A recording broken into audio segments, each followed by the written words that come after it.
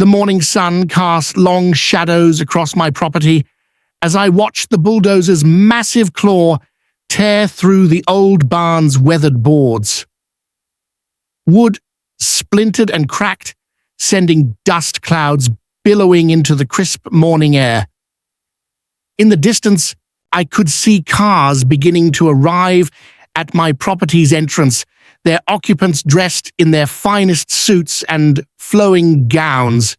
They stepped out slowly, confusion spreading across their faces as they took in the scene of destruction before them.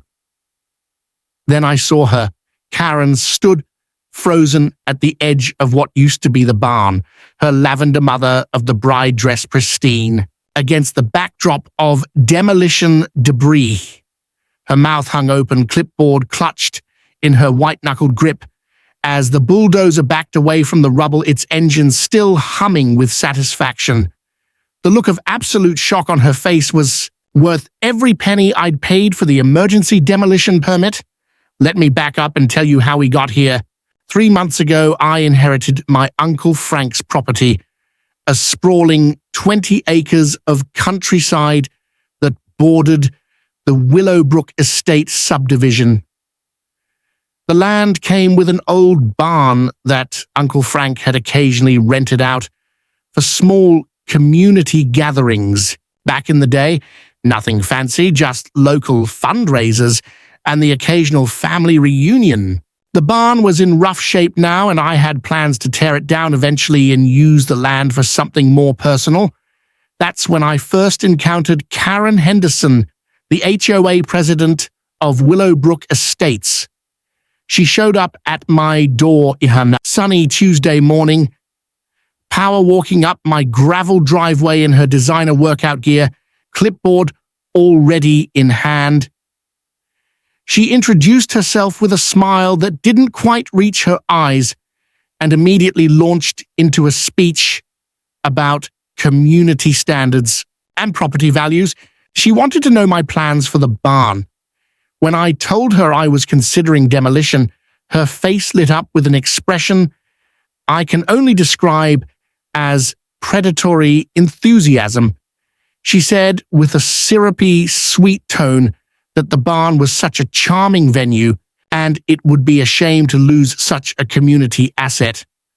I politely but firmly told her it was private property and I wasn't interested in maintaining it as a public space. The first sign something was wrong came 6 weeks later. A florist's van pulled up to my gate on a Thursday afternoon. The driver buzzed the intercom, asking where to deliver the sample arrangements for the Henderson wedding. I told him he had the wrong address, but he insisted, showing me an order form with my property's address clearly printed on it.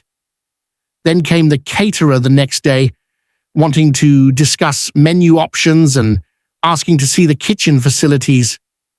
When I told her there was no kitchen in the barn and no wedding booked here, she pulled out her phone and showed me an email thread with someone claiming to be me, signing off as Ethan, venue manager, igmail.com. My actual email has nothing to do with venue management, and my blood ran cold as I realized what was happening.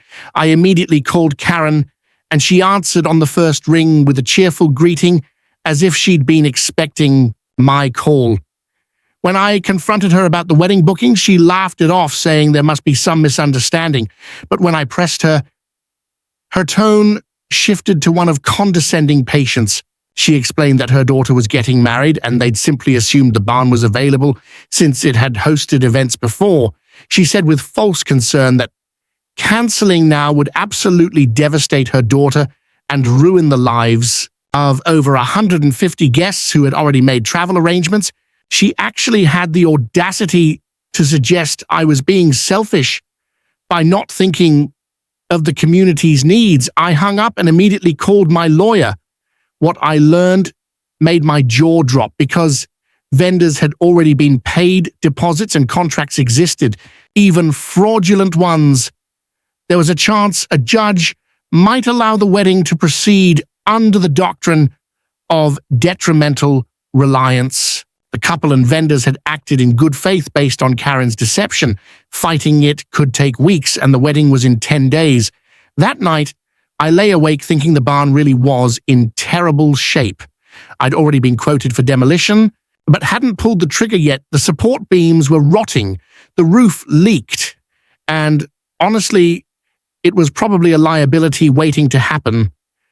By morning, I had a plan. I called the county building inspector first thing Friday morning, requesting an emergency structural assessment. Given the barn's age and visible deterioration, he agreed to come out that afternoon. By 5:15 p.m., I had an official report declaring the structure unsafe for public gatherings. By Monday morning, I had an emergency demolition permit in hand, citing immediate safety concerns. The wedding was scheduled for Saturday. I hired a demolition crew for Friday morning, paying triple rates for the rush job. As dawn broke that day, 3 large trucks rumbled up my driveway.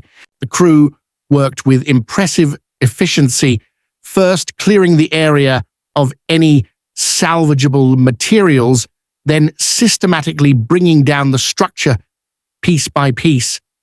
Karen, I knew from social media stalking, had a 7 a.m. salon appointment for wedding day hair and makeup.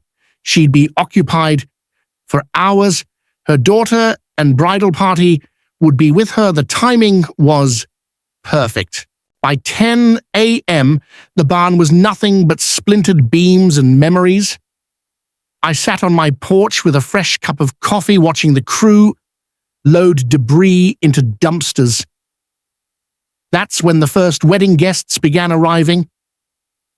A string quartet showed up first, their confusion evident as they unloaded instruments and stared at the destruction. Then came the florist with a van full of arrangements, followed by the rental company with white folding chairs. My phone started ringing non-stop, but I let everything go to voicemail. I could see the chaos building at my gate, vendors on phones, guests milling about in confusion. Then at exactly 11:15, Karen's white SUV came screaming up the access road, gravel flying. She leapt out of the vehicle, her hair still in elaborate curls from the salon, and surveyed the destruction with growing horror. Her face went from pale to red to an interesting shade of purple. As she spotted me on the porch, she stormed over, her heels sinking into the grass.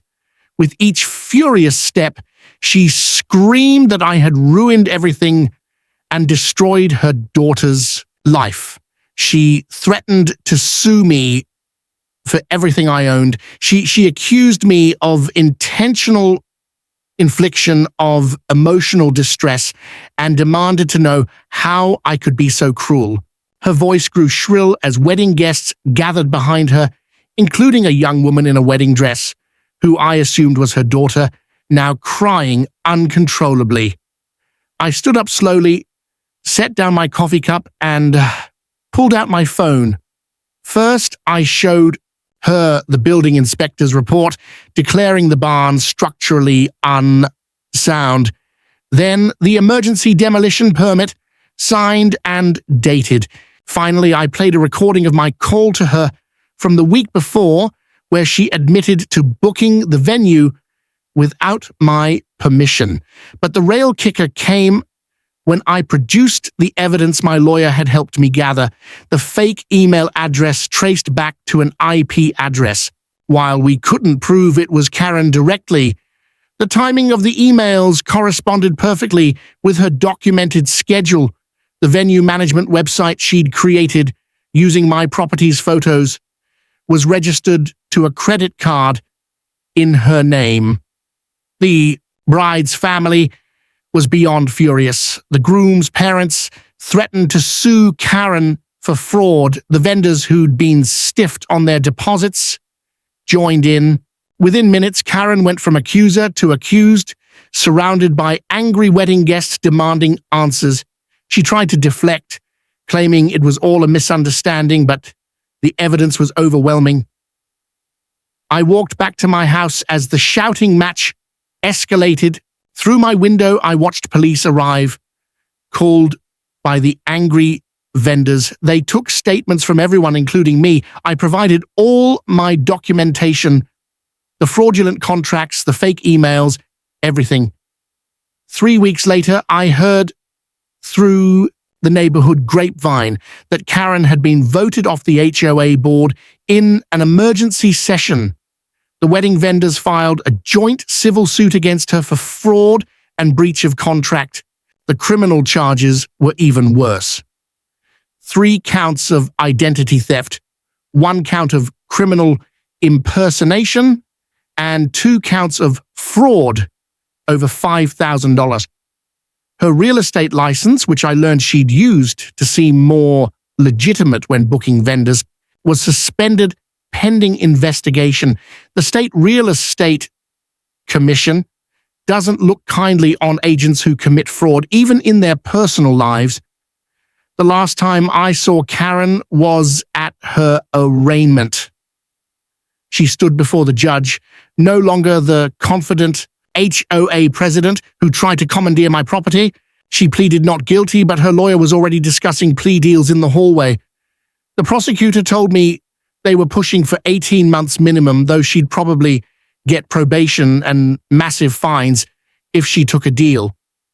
The civil suits were settled out of court, but my lawyer heard the total was over $75,000 between vendor deposits, emotional distress settlements, and legal fees. Karen had to take out a second mortgage on her house to pay it all. When the judge read out the potential maximum sentence of 5 years and fines up to $50,000 for the criminal charges, Karen's face went white and she swayed on her feet, gripping her lawyer's arm to stay upright.